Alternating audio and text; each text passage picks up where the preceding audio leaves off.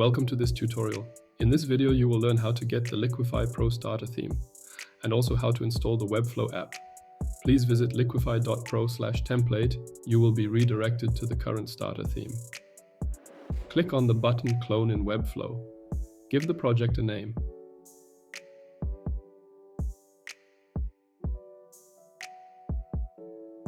You can now have a first look and try to understand the concepts. In the next step, we want to install the Webflow app.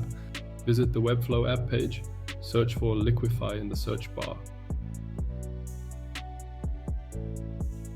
Click on Install App.